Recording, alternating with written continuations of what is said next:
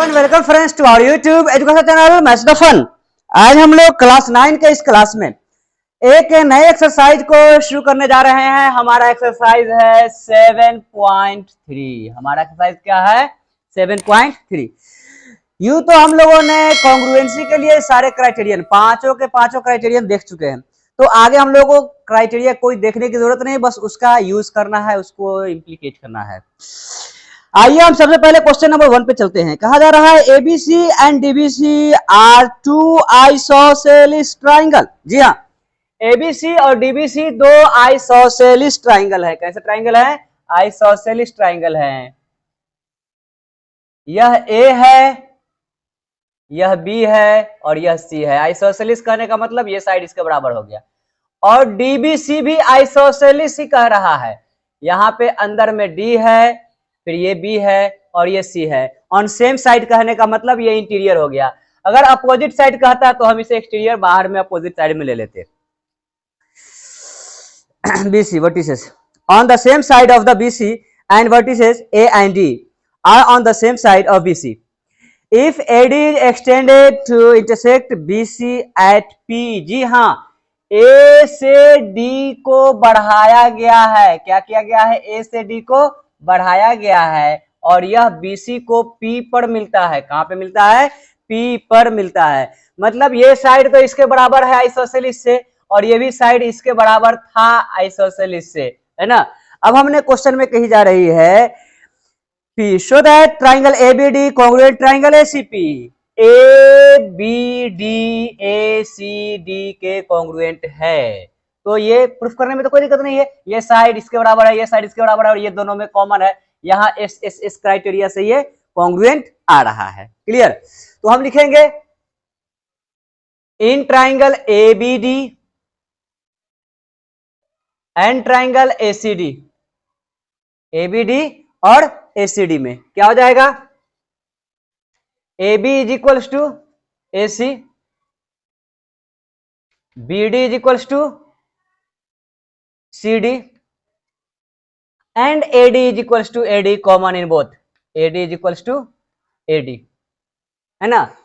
तो यह हमारा तीनों साइड, तो हम लिखेंगे बाई एस क्राइटेरियन। क्या हो जाएगा? S criterion.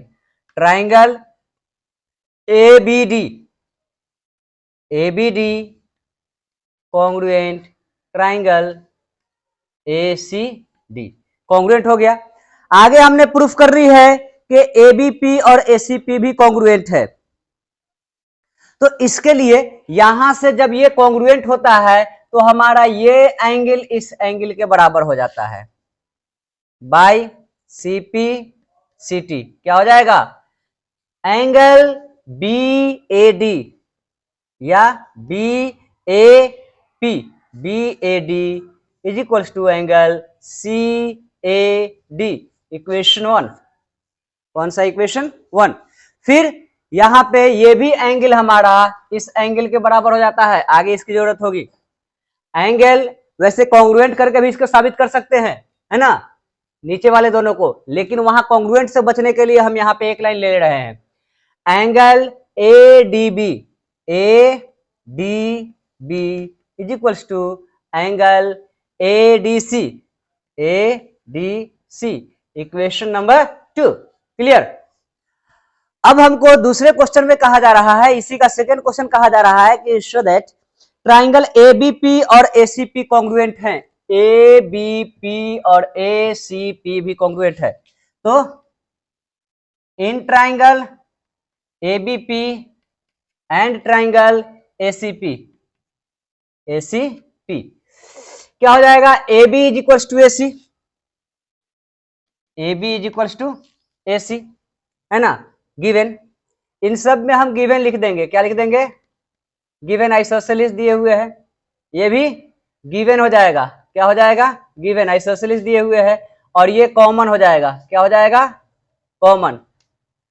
अब यहाँ पे AB is equals to AC, यहाँ पे क्या लिखेंगे? गिवन आइसोसेलिस है। फिर angle BAP is equals to angle CAP। CAP क्या हो जाएगा?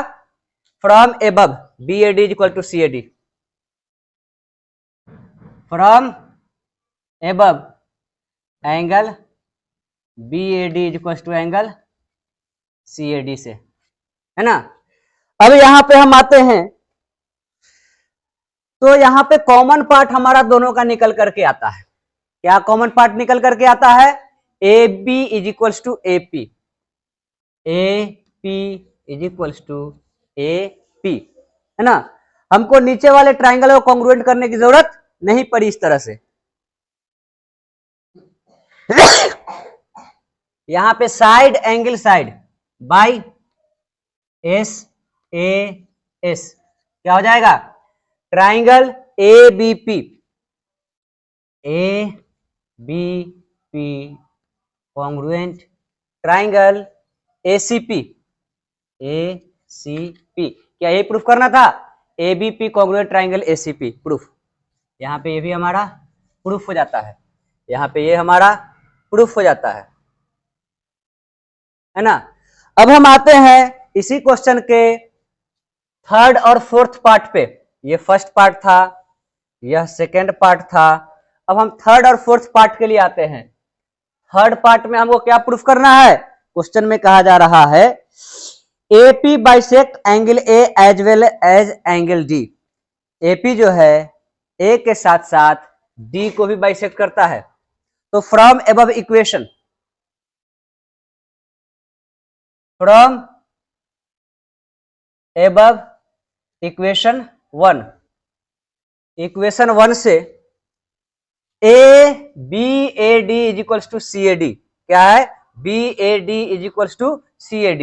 हाँ, AD बाइसेक्ट एंगल है, AD बाइसेक्ट एंगल A। फिर इक्वेशन 2 से यह एंगल इस एंगल के बराबर है। अगर यह स्ट्रेट लाइन है तो 180 इन दोनों का सप्लीमेंट जो हो जाएगा क्या हो जाएगा? आपस में बराबर हो जाएगा। फ्रॉम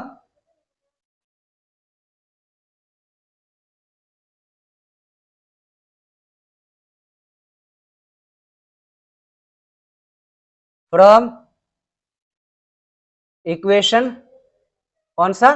2, इक्वेशन 2 से क्या दिए हुए हैं? ADB is equal to ADC, ADB is equal to angle ADC। अब इसी को अगर 100 में से सब्ट्रैक्ट कर देते हैं, है ना, when equal is subtracted from the equal the results are equal, है ना।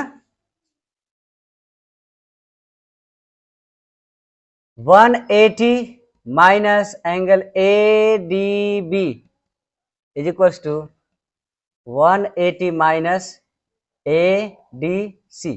जी हाँ, ADB में से 180 घटाएंगे क्या हो जाएगा? BDP, angle BDP is equal to angle CDP मतलब DP बाइसेक्ट या AP bisect angle D, AD bisect angle D, AP bisect angle D, AP bisect angle D। इसको भी AP ही कर देते हैं, AP बाइसेक्ट एंगल है, AP बाइसेक्ट एंगल D। ये हमारा क्वेश्चन नंबर 3 हो गया। अब इसके फोर्थ पार्ट में कहा जा रहा है AP is the perpendicular bisector of BC, है ना। यहां पे क्या लिख देंगे? By CPCT, by CPCT congruent हो गया तो CPCT से क्या हो जाएगा? BP is equal to CP, BP is equal to CP। यह इक्वेशन हम 3 ले लेते हैं, है ना।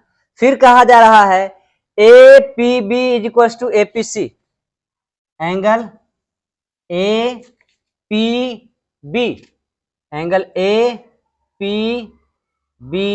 Is equal to angle APB, APB is equal to angle APC, APC। ये बाई CPCT से हुआ है, इसे हम इक्वेशन 4 ले लेते हैं। क्या ले लेते हैं? 4 ले लेते हैं। तो हम यहां लिखेंगे फ्रॉम इक्वेशन, चौथे को जब हम प्रूफ करने आएंगे तो फ्रॉम इक्वेशन 3 क्या लिखेंगे?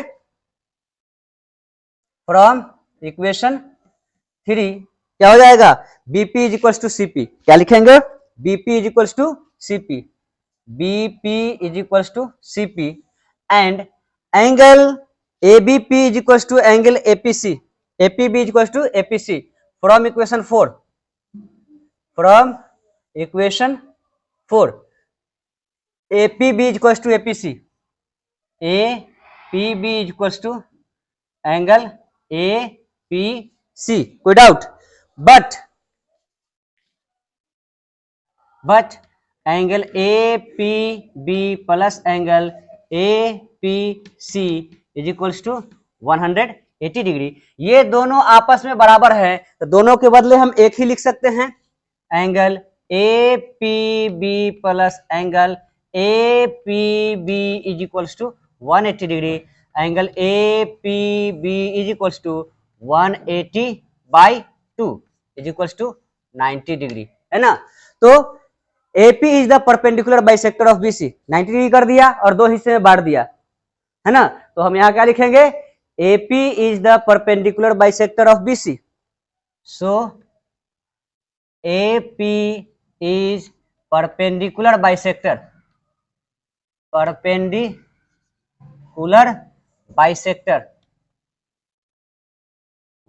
बाइसेक्टर ऑफ BC, क्या लिखेंगे, BC, कोई डाउट, इसे नोट किया जाए।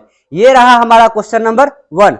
अब हम आज के क्वेश्चन नंबर 2 पे आते हैं। क्वेश्चन नंबर 2 में कहा जा रहा है AD is an altitude of isosceles triangle ABC।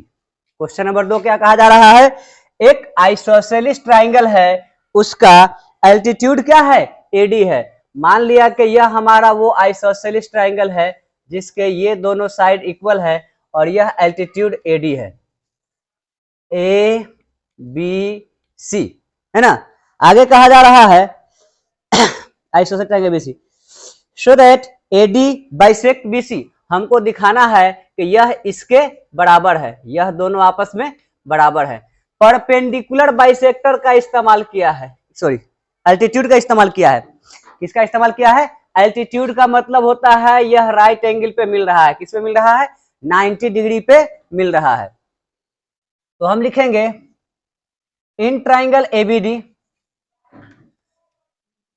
And triangle ACD, and triangle ACD, AB is equals to AC, angle ADB is equals to angle ADC, AD is equals to AD, AD is equals to AD। अब यहाँ पे हम देख पा रहे हैं, आज हमने इसको ऊपर नीचे इसीलिए लिखा है, जो समझाना चाह रहे हैं आप समझिए। यहाँ पे यह राइट एंगल है, ये हाइपोटेनियस है और ये साइड हमको दोनों में कॉमन है, तो हम इसको ऊपर नीचे लिख सकते हैं, लेकिन फिगर में जो हमारा कंडीशन रहेगा उसी कंडीशन के हिसाब से हम क्राइटेरिया को इस्तेमाल करेंगे, क्राइटेरिया को हम नाम देंगे। इसको हम साइड एंगल साइड नहीं कर सकते, साइड एंगल साइड नहीं कर सकते, क्योंकि साइड के बाद बीच में एक एंगल और एक साइड छुप रहा है, उसके बाद फिर हमारा क्या आ रहा है, साइड आ रहा है। तो हम इसे क्या कहेंगे, right angle hypotenuse side, RHS, क्या लिखेंगे, बाई RHS, क्या हो जाएगा, triangle ABD, triangle ABD, ABD congruent triangle